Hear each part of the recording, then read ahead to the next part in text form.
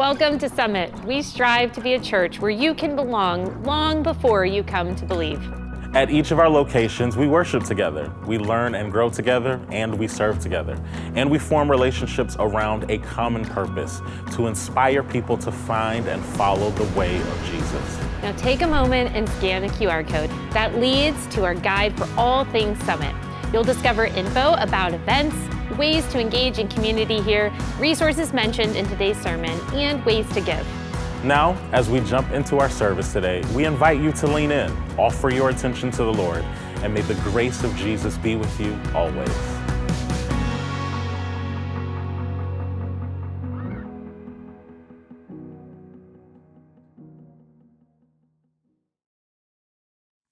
Hey, what's up, Summit Church Online? I'm so glad to be with you. My name is Michael, and I get the honor and privilege of being one of the pastors. And if whether you're watching online or you're listening to the podcast, we're so grateful that you've joined us today. If you're watching online, we'd love for you to fill out the Connect card. Just scan the QR code that's on your screen right now. And if you're listening to the podcast, we'd love for you to email us. We'd love to connect you with a staff member so that we could tell you all about why Summit Church is the place to be. Well, we're in a series of messages that we're calling Kingdom Culture. And the idea of kingdom isn't just about like some castles or army or power. It's more than that. It's about influence, God's sphere of influence, which encompasses the entire known and unknown universe. Jesus says to us that God's kingdom, God's influence is here, is coming, and is here to stay. And we should, for those of us who follow Jesus, seek his kingdom and everything in it. Because at the end of the day, God's kingdom was to be, is, and will be what matters most in this life and the life to come. So in this series, we've discussed the fact that this kingdom has a king who, unlike any other ruler in history, came full of grace and truth and laid down his life for its citizens. We also discussed how this kingdom has an invitation to everyone, like all are welcome to seek it. And last week, you heard from Kaylee, our teaching minister, who talked about how we're not at the center of this kingdom and that we should lead a life of humility. Today, I want to talk about how generosity is at the heart of God's kingdom. So when I was in the 7th grade, I was a part of our middle school's choir program. Now don't be fooled, I cannot sing. But at the time, not many 7th graders could sing, so it sounded like a beautiful collection of noise, right? And our choir program had applied and got accepted into the Washington, D.C. choir concert. So we traveled from Immokalee, Florida to Washington, D.C. to perform with other schools from around the country on the grass between the Capitol and the Washington Monument, that big grassy area. About 2 months before that trip, our choir teacher, Mrs. Bobbitt, handed out the required packing list for our parents. Now, the things that we needed for the trip, included the usual packing list items. And as I began to look at that list, I kept thinking to myself, I have none of this stuff. And I know my mom didn't have the money to buy any of the things that I needed. Well, when the bell rang, Miss Bobbitt called me over to her desk and asked if I would have trouble getting my list together. And so, too embarrassed to admit anything, I told her, no, I'll be fine. And the next day, I got this note from the office that I was supposed to report to the office after school. And when I got to the office, there was Mrs. Bobbitt, Mrs. Rainwaters, my 6th grade science teacher who first introduced me to faith, and Mrs. Betancourt, my favorite language arts teacher. And they proceeded to tell me that they were going to take me shopping. And not only did they purchase everything on my list, but they also decided that I needed an entire new set of clothes for the trip. And they bought me several outfits. And it didn't stop there. A week before the trip, I got this voucher to go visit a barber and get a really nice haircut. And then the day before I was leaving, right before I got on the bus, Mrs. Rainwaters walked over to me and handed me an envelope. And this envelope contained enough money for me for the entire trip. To this day, it's been one of the best trips I ever been on. And I didn't have to feel less than because these 3 ladies extended what I call kingdom generosity. Now, those of us who've decided to reside in God's kingdom understand that our stuff, the stuff that God generously gives us, isn't for us to stockpile or to hoard. We understand that instead we should allow the incredible, generous nature of our King to flow through us to others. There's this moment when Jesus is telling the disciples how he's going to give up his life for them and how he's going to give for the world as well. And Peter, Peter, one of the disciples, he takes Jesus aside and says, he calls him crazy and he tells him that he's not going to allow it to happen. And Jesus in response rebukes Peter. And then a little bit later, he says this to him. To all the disciples, he says, if any of you want to be my followers, you must give up your own way, take up your cross and follow me. If you try to hang on to your life, you will lose it. But if you give up your life for my sake, you will save it. And what do you benefit if you gain the whole world but lose your own soul? Is there anything worth more than your soul? Now, Jesus is saying here that if you and I want to be a part of this kingdom, we must dump the culture of these earthly kingdoms. And that begins with the willingness to give up our very lives. Now, is Jesus saying that we must be willing to die like he did? No, not technically. Like, could there be a possibility that you might suffer the loss of your life for following Jesus? Yes. But what Jesus is mainly getting at here is a call to behave in such a way so radically different than this culture of the world that the natural anticipated outcome would be the loss of one's life. Basically, death to self. Death to self-serving, death to self-interest, and death to selfish desires. It's the process of killing what's killing you. Jesus is saying is that to find the true and good life of God's kingdom that it offers, we must be willing to kill this false life. What those three teachers did in that moment was a denial of self. Like, I now know that they likely didn't make a lot of money. Like, they had family at home that could have used those resources and they didn't have to share them with me, but they did. They put themselves last and put someone else first. And in our world of self-preservation and always looking out for ourselves, when you see that kind of living, that kind of generosity, man, it changes the way you think. It speaks to you. Like, when you are generous with your time, your talent, your effort, your encouragement, and even your very own life, that's a mark of God's generous kingdom. Like, you understand that you are living by a different set of cultural values that should be one of the defining traits of a citizen of God's kingdom. And what breaks my heart, and I am often very guilty of this, is that more often than not, this trait is missing among followers of Jesus. Like, it can be easy to believe that Christians are the most generous people in the world, but Christians aren't necessarily more generous than the rest of the world. And if you don't believe me, ask your server how much they like working on Sundays the next time you go out to eat. My wife and I, who worked in the food industry as a servers, we can attest to how Sundays is often the worst day to work because customers on Sunday are typically the most difficult customers and some of the worst tippers. And to get a little personal, I'd love to tell you that I became such a generous person because of how much generosity was shown to me growing up.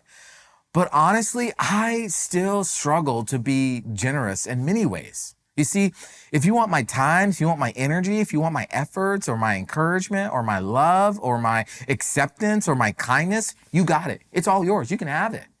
But for the longest time, if you wanted my money, well, we got problems. For someone who didn't have much of any, it was hard for me to really want to just give up my money, right? It was such a struggle for me to be generous with money. Now, I can tell you that I've come a long way and God has done and continues to do a great work in me and through me to this day. But sometimes I still struggle. Now, there's some of you for whom giving money is no sweat. But maybe you struggle with giving your time or your love or your kindness or your acceptance or your patience. Like, we all want to be generous, but sometimes it's just a struggle. But if I could make an assumption here, a generous assumption, I know somewhere in me, and I would assume in you, that you want to be generous. I think if given the chance, for those of us who follow Jesus, if we got out of the way of God's Spirit dwelling within us, we would become more generous people, not just with our money, but with our whole self. Now, I recognize that life can get in the way sometimes. And life can get in the way of our perfectly good desires to be generous. Like, how often have you wanted to be generous only to have car trouble or home repair or a medical expense or a busy summer schedule shuttling the kids around or a crisis at work? Like, we want to be generous, but life can get in the way. In a letter written to Jesus' followers living in the ancient city of Corinth, one of Jesus' apostles, a guy by the name of Paul, we talk about him a lot, He wrote to a group of people who were in many ways like us today, trying to figure out how to be generous with the fact that life can get in the way of that desire sometimes. So Paul begins the 9th chapter by reminding them that he is going to send some people to collect the ministry offering that they have promised to give to the churches in Jerusalem. You see, Paul had been bragging about their generosity to other churches for a whole year, and he wanted to ensure that his bragging and praising of them wasn't for nothing. So Paul says in verse 5, he writes them and says this, "So I thought I should send these brothers ahead of me to make sure the gift you promise is ready. But I want it to be a willing gift, not one given grudgingly." Now, 2 weeks ago, we talked about this word gift in Paul's writing to Rome. And that usage of that word, he's going to actually switch it up in this one. Because in the original language that this word was written, that word give can also mean blessing. And the type of blessing that Paul is referring to is an offering of a gift to bless another. If you've been around church for some time, you may have heard the term a love offering. That's what Paul is referencing here. The Corinthian church was providing a love offering to the church in Jerusalem to continue its ministry to the poor and the oppressed and the work of ministry there. But Paul wanted to make sure that this love offering is truly a love offering, not a forced one. You see, generosity begins at a want to, not a have to. Paul is like, for the last year, you said you want to, that you have a desire to be incredibly generous. But if your gift, if your blessing, your love offering is given out of a have to, you might as well just keep it for yourself. Can I tell you, this is like incredibly convicting to me. You see, let me explain. Sometimes I'm at home and all I want to do is just watch a TV show or play a video game or watch sports. And my wife is cleaning and doing the laundry or making dinner. And recognizing that I should be helping, I'll ask her, I'll get up and say, what can I do to help? And then I do those things. And when I'm done, I'm so proud of what I did. I'm expecting her to be like so grateful that I helped. And she is, but sometimes she'll remind me that it doesn't necessarily count as being helpful if I do those things out of a have to mindset. Like my only reason for offering to help is just to make her happy.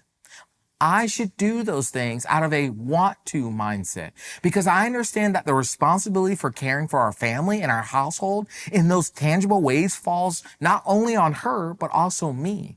I should serve my family that way, not because I have to, but because I want to. And how many of us are guilty of the have to mindset? Like we always feel this sense of unwillingness to be generous. Like I have to give my money. I have to give my time. I have to give my energy or my effort. I have to give my service. I have to give my love or my grace. I have to give my patience. And so Paul is saying that if you feel like you have to, then just don't do it at all. Your gift, your blessing, your love offering to another should be done out of a want to. And so Paul's going to give us kind of this image. He writes this, he says, "Remember this, a farmer who plants only a few seeds will get a small crop, but the one who plants generously will get a generous crop. You must each decide in your heart how much to give, and don't give reluctantly or in response to pressure, for God loves a person who gives cheerfully." Now, I assume that we all understand this picture Paul is painting here. He gives the Corinthians this image of a farmer who in his or her field of planting either plants very little seeds, thus only gaining those little crops. But if the farmer plants generously, the farmer will gain generously. He again points out that the more generous planting of crops shouldn't be done because of some pressure, because your arms were twisted into doing so, or because of manipulation, but out of a core desire to be generous.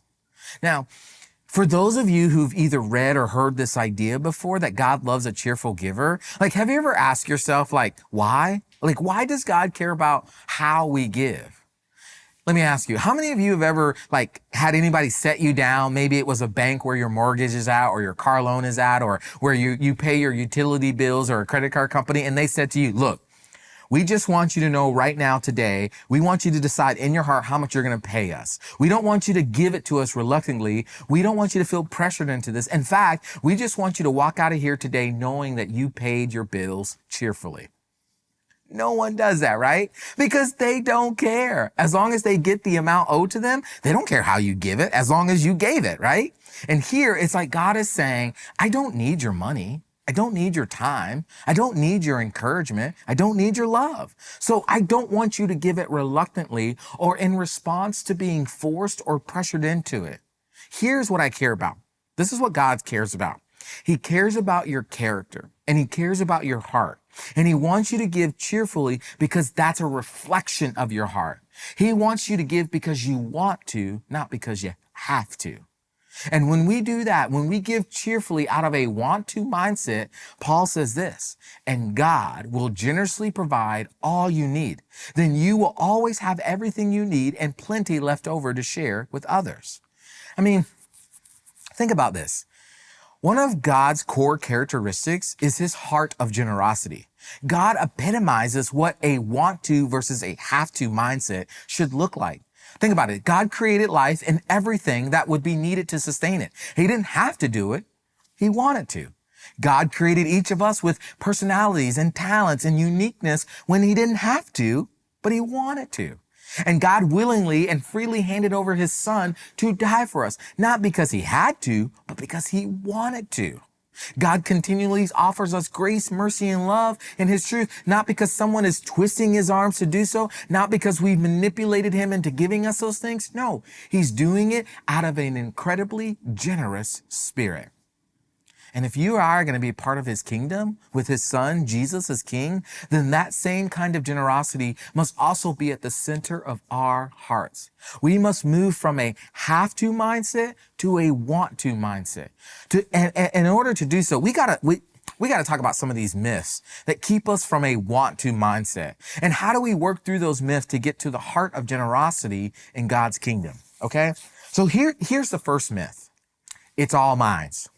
Like it can be easy for us to believe this myth. Like it's easy for us to believe that because we worked for it or because we put the time, sweat, and energy and effort and everything that we earn belongs to us and no one else has the right to what we earn on our own. But this myth only leads you and me to become less generous, becoming people who then find ourselves giving of ourselves out of a have to mindset. But the counter is it's all God's. Yes, you got the degree. Yes, you did the work. Yes, you put in the time and you worked those long days and you built that business and you invested in that relationship. But let me ask you some questions. Who chose the time and the place of history that you were born in? Who provided those opportunities? Who opened those doors? Who gave you the mind, the abilities, and the health? Who is really in control? You know, the scriptures remind us 24 times, okay, 24 times that everything belongs to God. And Paul quotes this writing in Psalm chapter 24 in his first letter to the Corinthians. He says this, "For the earth is the Lord's and everything in it."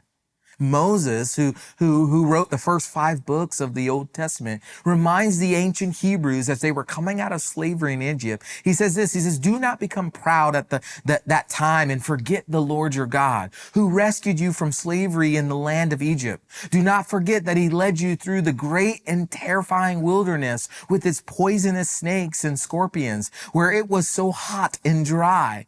He gave you water from the rock. He fed you with manna in the wilderness, a food unknown to your ancestors. He did this to humble you and to test you for your own good. He did this all so that you would never say to yourself, 'I have achieved this wealth with my own strength and energy.' Remember the Lord your God. He is the one who gives you power to be successful in order to fulfill the covenant he confirmed to your ancestors with an oath. It is all his, and we are just managers." And let me tell you, the sooner you and I can understand that, the faster we'll be freed up to trust him. And I'm not just talking about with our bank accounts. I'm talking about trusting him with our whole selves. Get this. This body that I have, it belongs to God, and I will have to give it back to him at some point. I didn't create it or design it. He did. And because he did, it belongs to him, not me. So I understand that I don't own any of the blessings in my life. My relationships, my wife, my kids, our house, this church, and the few possessions we have. And what I've been entrusted with is the responsibility of managing them. This mindset is also at the heart of our house, of Summit, our church. For the last 22 years, this house has understood that the blessing God has given us is not for us to just hoard and bury away until the moths take over. No, we've been entrusted to be radically generous with all that God has given us to manage.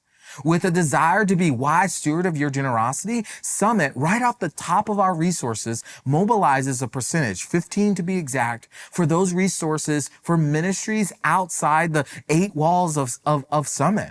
We've mentioned this before, but one of the vision lanes we believe God wants us to pursue here at Summit is serving vulnerable kids living in vulnerable communities. That's why we're so thrilled about our partnerships with organizations like Commission 127 and Love Made Visible, in the AFCO Refugee Care Team, and the work being done by John Parker and our local and global department, who work with people like you to come alongside those who are fostering and caring and creating safe spaces for foster kids.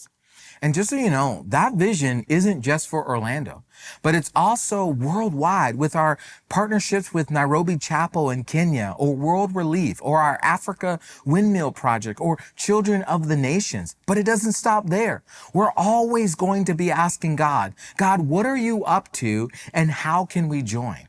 We're always going to be asking God questions like, God, there is a massive university in our city where 40,000 plus students attend, and students and families who don't know you are moving into that area. How do we create safe spaces for them to be inspired to find and follow the way of Jesus?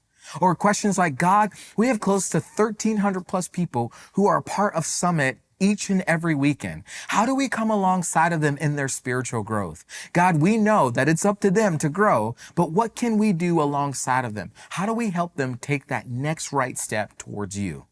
Or questions like, God, what does it look like for us to be for everyone in this city? Lord, we know that not everyone is going to accept your love and your truth. We know that we can't do everything. We will always have more desire for people than we have resources. So with what we have, God, how can we be for everyone? You see, our mission as a house is to do all we can to inspire people to find and follow the way of Jesus. And that mission will take all of us buying into the simple fact that our resources, our time, our talent, and our treasure ultimately belongs to the King of God's kingdom. Here's the second myth, that future money provides today's happiness. Here's what I mean by that. If you've been around for some time, if you've been watching for some time, you've likely heard about my childhood and growing up, without a lot of any money, really. Well, my wife shares the same story, just in a different way. And when you put two people together who didn't have the best examples of managing money, you get two people who didn't know how to manage money. Two people who didn't understand the purpose of credit cards and how to use them responsibly. So early on in our relationship, we worked in the food serving industry. You're making little money and living paycheck to paycheck. And I started getting letters of approval from credit card companies. And I really don't know what these companies were thinking, but they gave us credit and cards, and we did not let them down. We got a taste of life without worry because we just put it on the card. But eventually we ended up with more debt than income. And it took a lot of learning, a lot of hard work, and a lot of effort to get out of it and stay out of it. It's no wonder the scriptures tell us things like, just as the rich rule the poor, so the borrower is servant to the lender. Now, Solomon, who wrote this proverb, was the wealthiest person to ever live. He had more wealth, possessions, and pleasure than the entire world had. Yet here he is telling us that when we borrow more than we can pay, we essentially become slaves to the lenders, indebted beyond repair. Now, make sure you hear me say this. I'm not saying that borrowing money or credit cards or taking out loans is a bad thing. No, it can actually be helpful, especially when we're pursuing great things. But the lesson my wife and I learned was that using the future's money for today's pleasure and happiness can be a slippery slope that can quickly get away if you don't manage it well. So here's the counter to that. Little by little provides for tomorrow's joy. Little by little provides for tomorrow's joy. If you go back, we did a series called Making Change. And in that series, I mentioned 3 men who had won over $100 million in the lottery, only to live in ruins a year later. This happens when you try to outpace the strength of your character. And I'm not saying that those guys were bad people or had bad character. What I am saying is that their character development wasn't anywhere near ready to handle such a large sum of money. It's why, for many of us, when we read Solomon's wisdom of good planning and hard work leads to prosperity, but hasty shortcuts leads to poverty. It's so good for us to hear that because God has and continues to do great work in me. He is fleshing out all the things that should have never been. Now, I've got a long way to go. You also have a long way to go. And God's wisdom for us is to enjoy the process now. Plan well, save little by little, and don't worry about tomorrow's happiness. Because when we focus on today's progress, tomorrow's joys will inevitably come. Okay, so here's the final myth. The more I have, the more generous I'll be.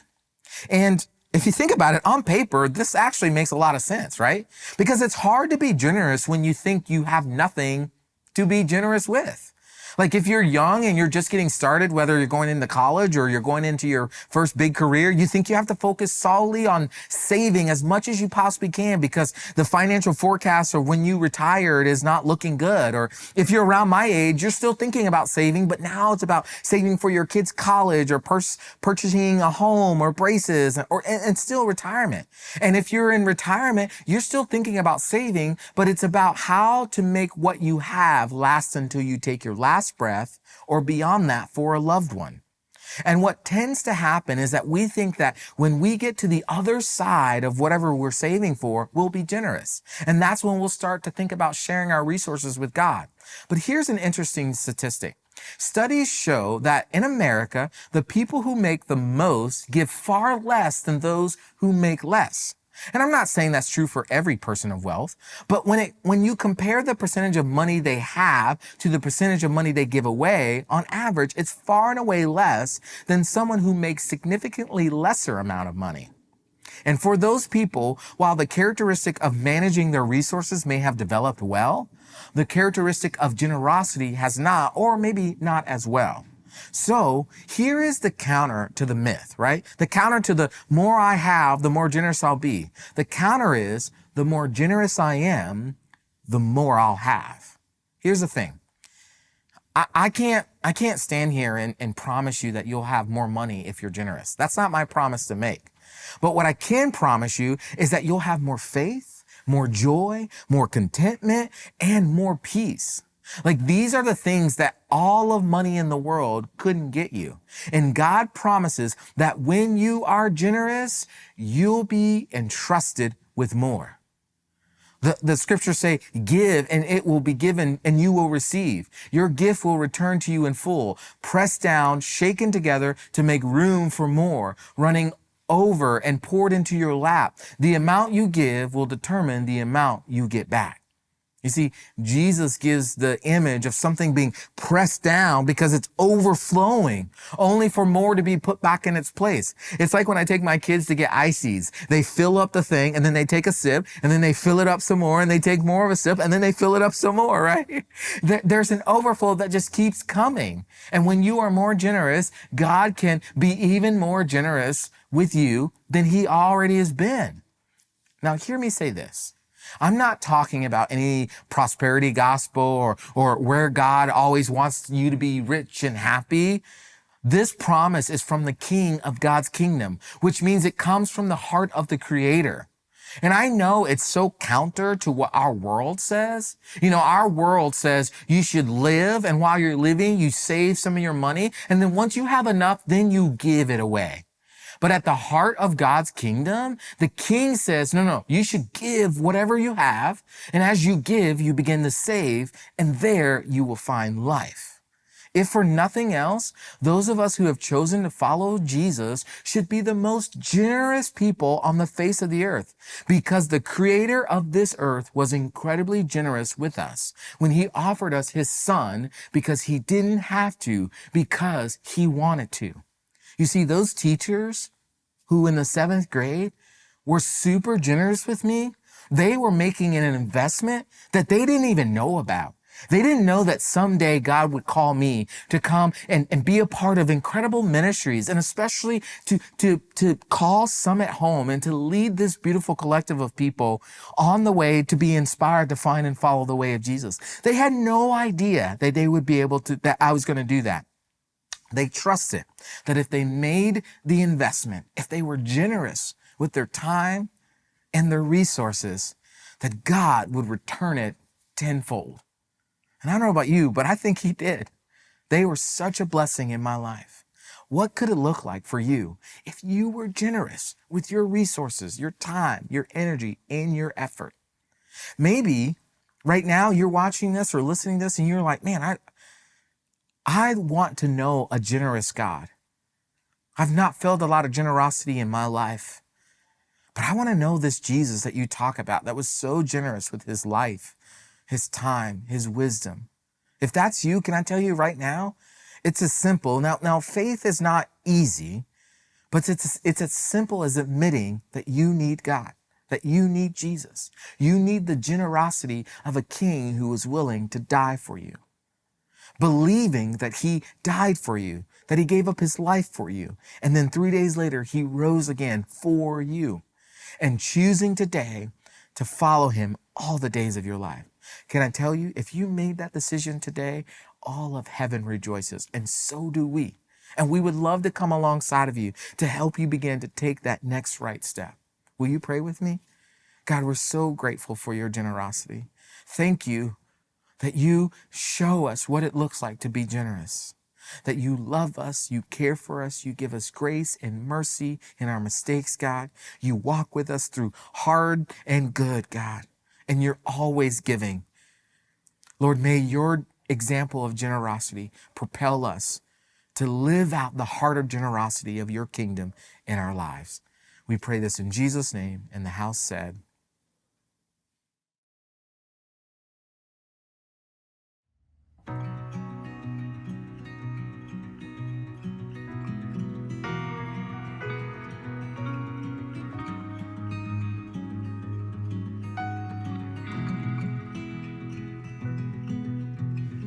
You heard the cry of our hearts, and you came down. Freely you gave us your love, showing us how. Make me an instrument of your peace. Where there is hatred, let me sow love. Where there is darkness, let me shine light. And may your love cause us to open up, cause us to open up our hearts. And may your light cause us to shine so bright that we bring hope into the dark.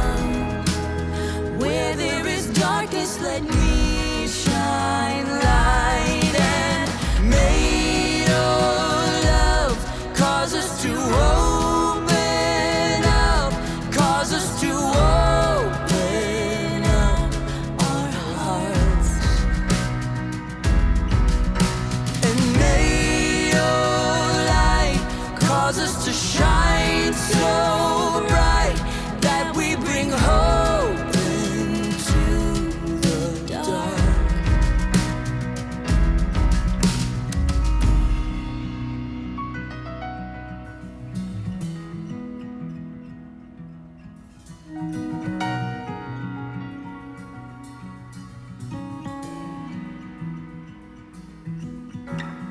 Hope for the hopeless, your love is.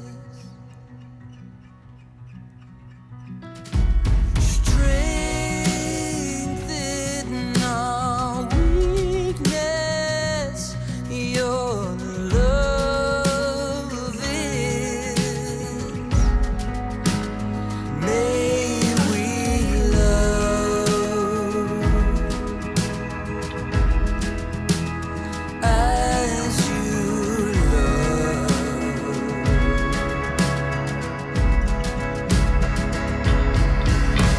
Hope for the hopeless, your love is.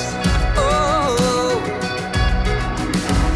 strength in our weakness, your love is. Oh, may we love, as you love. May we love, as you love, and may we love, as you love.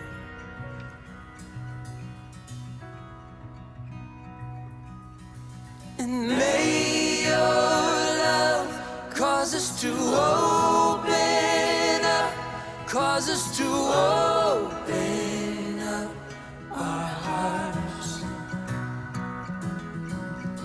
And may your light cause us to shine so bright that we bring hope into the dark.